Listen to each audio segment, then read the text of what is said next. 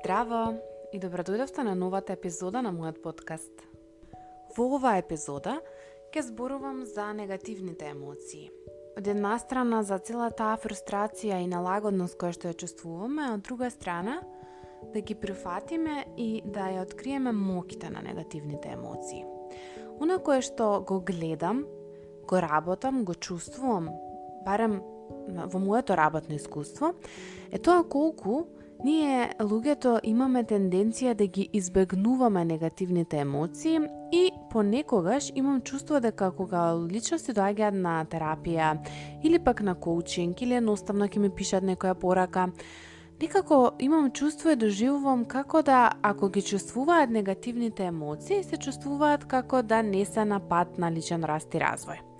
Она кое што најверојатно некаде позитивната, токсичната позитивна психологија или модерна, да кажам, некоја маркетинг кампања го прави, е да не удира и да постојано ни ги пласира само позитивните емоции, да ние почнуваме да се чувствуваме како да негативните емоции се непожелни, непосакувани. Сега и кога имаме деца, дури и веројатно истото го правиме, затоа што некаде сакаме да им дозволиме да се истагуваат и така натаму, нели, да може да бидат и лути, но забораваме на нашиот процес и многу често родителите знаат премногу да ги штитат и повторно да ги избегнуваат овие негативни емоции. Она кое што најверојатно малку го зборуваме е тоа дека стравот, лутината, тагата, фрустрацијата се емоции кои што се примарни. И ова е нешто кое што е многу важно ние да го откриеме и да видиме дека овие сигнали, овие емоции имаат многу подлабока причина од тоа што се појавуваат туку така, односно имаат многу подлабока причина и многу подлабока помош во личниот раст и развој на една личност. Односно, тие имаат еволуционарно значење. Значи, негативните емоции не се туку така случајно продукт на нашиот ум, туку потекнуваат од нашата еволуција уште од создавањето на човекот. Значи, тие буквално постојат и се присутни од праисторијата. Помислете на стравот како примален инстинкт, кој што би ги чувал, односно ги чувал нашите предци да бидат заштитени од предатори. Гневот, лутината како една сила која што им помагала да се заштитат, да ги заштитат собствените ресурси. Тагата како емоционален знак кој што сигнализирал дека е потребна поддршка или пак некоја конекција. Овие емоции најчесто ги нарекуваме негативни, им ставаме етикета на негативни, но некако забораваме дека без нив ние не можеме да преживееме. Не можеме ни сега да преживееме, а не сме можеле да преживееме ниту во минатото. Една од улогите на овие негативни емоции е токму тоа што тие се некаков сигнал. Денешното време е брзо време. И најверојатно луѓето почнуваат се повеќе и повеќе да ги отапуваат дури и позитивните емоции, а не негативните. А негативните како да не го изгубиле толку значењето. Јас би рекла дека на негативните можеби и повеќе време посветуваме отколку на оние позитивните. И ние што правиме кога сакаме да ги избегнеме негативните? На некој начин ние ги избегнуваме и позитивните, односно престануваме да ги чувствуваме и нив. Помислете само на анксиозноста, како на емоција која што е присутна да ни сигнализира дека можеби треба да се подготвиме за нешто кое што следи. Значи да некако се алармираме, да можеме подобро да се заштитиме. Или пак на тагата како еден сигнал дека е време да ја зајакнеме грижата за себе или конекцијата со себе или другите луѓе. Фрустрацијата најчесто не носи кон тоа да ни покаже дека имаме некоја пречка, некоја препрека за која што е потребно креативен начин да се адаптираме или пак да ја решиме. Доколку ние ги игнорираме или ги потиснуваме овие емоции, ќе има дефинитивно последици. Значи, оно што некако се случува е најчесто се појачува стресот, се појачува самата анксиозност, односно анксиозноста може да премине дури и во расстройство, не само во едно чувство кое што може брзо да помине. Многу често понатаму може да се случат панични напади или пак едноставно да се развие нешто кое што е телесно покажување на овие емоции. Тоа може да биде во форма на телесна болест или пак некакви болки и скривувања на самото држање на нашето тело. Она кое што ми е многу важно исто така да го споделам е дека изборот депресија всушност потекнува од пресинг, значи нешто кое што го потиснуваме и самото потиснување на емоциите, особено овие негативните, може да направи депрес или депресија, односно да некако премногу се потиснеме, притиснеме и не си дозволиме да бидеме она што сме и тука автоматски се губи и вербата во себе, вербата во животот и така натаму. Освен ова најголема, да кажам, примерна улога која што ја имаат емоциите, сега јас во случајот зборувам за негативните, меѓутоа исто така и позитивните ја носат таа улога. Негативните емоции се многу важни во личниот раст и развој. Тие не се тука само за да преживееме, туку тие се и еден катапулт за личен раст и развој. Кога ние се справуваме со предизвици, кои што бараат од нас да погледнеме и во длабочината на нашите душа, емоционален спектар, срце, мисли и така натаму, ние имаме уникатна можност да може да научиме да се адаптираме и да растеме. Овие емоции најчесто не мотивираат да бараме решение, да развиеме нови стратегии за справување и нормално да можеме да станеме поинтелигентни. Повеќето истражувања докажуваат дека најчесто се правени на глусци, меѓутоа докажуваат дека колку потешки услови за живот, колку се потешки условите за живот, толку се посрекни всушност и поиздржливи, порезилиентни ете и луѓето. Значи, мислам дека ќе се согласите дека колку помалку се штитиме, колку сме поизложени на едно прифаќање, на едно справување секако со негативните емоции, истите ни помагаат да живееме посреќен и поисполнен живот. И она кога викаат не е важна целта, важно е патувањето, реалноста е дека навистина ние уживаме токму на самото патување. Бидејќи тогаш е оној процес на раст и развој, тогаш е оно кога ние се чувствуваме дека нешто успеваме, дека некаде одиме. Таму се развива емоционалната интелигенција, па и целокупната интелигенција. Тогаш почнуваме да се мотивираме, да бараме интересни решенија, да допираме до нашата автентичност. И тоа е нешто кое што е токму мотивирано од негативните емоции, односно најчесто од фрустрацијата. И многу често ќе ме слушнете дека кажувам без фрустрација нема раст, и тоа е реалноста. Дури едно бебе мора да доживее фрустрација за да може да расте.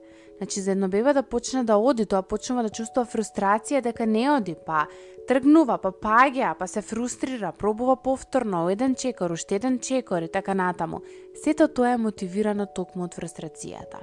И затоа е важно да ги префатиме негативните емоции, да работиме низ нив, да научиме како можат истите да не водат и да ни бидат една водилка за што е оно кое што нас не е потребно, кои потреби ние ги немаме задоволено, што точно ни кажуваат.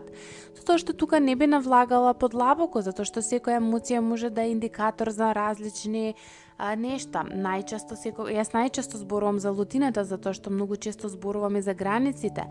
Лутината како индикатор на многу нешта, на многу незадоволени потреби, на различни вредности со другите, или пак едноставно различен третман, нели, односно не ни е задоволено од конкретната личност оно кое што ни е потребно, што не значи дека, нели, мора да ја имаме, но важно е да ја освестиме како би знаеле што точно се случува во еден однос и ние би можеле да се предизвикаме и да ја јакнеме нашата мудрост. Значи, ова е нешто кое што ни помага и за самосвеста, меѓутоа и за емоционалната резилиентност. И секако негативните емоции, би кажала во наводници негативните, се нешто кое што можеме ние да го тргнеме настрана или да го негираме, но во тој момент ние си го негираме и нашиот раст и развој и почнуваме да ги негираме и сите останати емоции. Мислам дека нешто кое што може да помогне е да кога се соочуваме со негативна емоција, застанеме на едно место и да ја дозволиме прво да ја почувствуваме, односно некако да ја прифатиме и да видиме каде ја чувствуваме во нашето тело.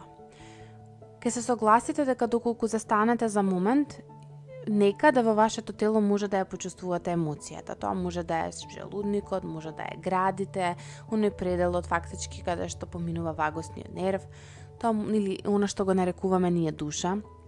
Тоа може да е во главата, може да е во грлото. Значи некаде оваа емоција дозволете си да ја почувствувате. Замислете ја како изгледа, дајте и форма, боја. Проверете дали се движи. Проверете колку е стара, дали е машко или женско. Истражувајте ја. Истражувајте од едно место на љубопитност. И доколку имате капацитет и можност, може и да ја прашате. Зошто си тука? Која е твојата функција? Што сакаш да ми кажеш? Од што ме штитиш? Или на што сакаш да ме поттикнеш? Дајте си доволно време да го правите ова и дозволете си во вашиот дневник, доколку го пишувате, да го споделите овој разговор. Ова е многу мокна вежба која што често се применува и на терапија, но можете да си ја правите и сами, доколку после одреден период веќе многу повеќе се познавате и секако доколку е нешто кое што бара брзо мапирање и полесно функционирање и справување со стресот. Запомнете дека емоциите не се туку така случаен производ на нашиот ум. Тие имаат многу голема функција и многу често се последица на нашите мисли. Емоциите се нешто кое што е присутно затоа што имаме присутни одредени мисли, кои што можеби е време и да ги разрешиме. Меѓутоа, од друга страна, некои работи па и не мора да ги решиме, туку можеме да ги прифатиме. Ова многу често го гледам и кај личности со анксиозност, кога предолго време не го слушале стравот, доаѓаат со диагноза на анксиозност, а реално ја немаат, туку само имаат многу потиснат страв, кој што некогаш е многу реален, само што некаде во самата анксиозност, токму тој реалниот не се перцепира, туку се перцепираат сите други нереални. И затоа секогаш велам, кога чувствувате анксиозност, доколку го најдете вистинскиот извор, одлично, таа веднаш ќе помине, затоа што некаде ќе се измотивирате да можете да го тргнете или пак подобро да се заштитите, да се мобилизирате во функција на заштита, а доколку не го најдете, секогаш барајте, видете што е реалниот извор. Можеби некаде не го гледате, можеби сте заслепени. Понекогаш кога доаѓаат луѓе со хипохондрија, оно што сум го забележала, односно тоа е сега во последно се вика health anxiety или здравствена анксиозност. Не сум апдейтирана, требува да проверам, но тоа е оној страв од болести, од смрт и така натаму. Многу често стравот од болести луѓе знаат да одат редовно да прегледуваат крвна слика, да се снимаат и да прават онака некако обсесивно да го проверуваат своето здравје, да проверат дали е се во ред. А тука секако дека има многу подлабока позадина и најчесто индивидуално, но нешто што сум забележала е дека многу често се случува да токму овие личности не се ги задоволуваат добро своите примарни потреби, и па дури и физиолошки потреби, или пак имаат некаде нешто кое што бара третман, кое што е видливо дека бара третман, нели болест која што е видлива, не мора да е конкретно некоја голема болест, тоа може да биде некоја состојба, тоа може да биде, не знам, да се справуваат со искривен рбет, а да не се свесни за тоа. Или често ми се случува кај клиенти да имаат веќе некаков проблем, дали тоа е кожен проблем или било што, меѓутоа тоа некако да се занемарува, да се гледаат другите работи. И тука се зајакнува грижата за себе, односно токму се освестува грижата за себе. Затоа секогаш слушајте го стравот и видете дали некаде, можеби само со вашите мисли сте го пренеле на нешто друго, а всушност потекнува нешто кое што реално постои. Се надевам дека со оваа епизода ви дозволувам, односно ви давам некако една свесност дека е во ред да ги прифатите сите емоции, особено негативните, затоа што токму тие се катапулт за личниот раст и развој, токму тие не носат кон позитивните.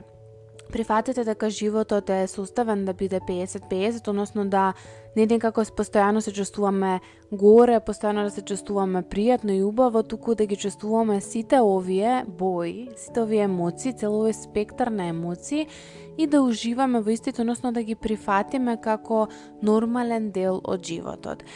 Затоа верувајте во себе, верувајте во животот, верувајте во природното и нормално верувајте во онаа поларност која што е во светот, тоа е црно-бело, ден и ноќ, позитивно, негативно, нели пријатни, непријатни и така натаму. Ви посакувам убав ден и ви благодарам што останавте до крај на оваа епизода. Поздрав!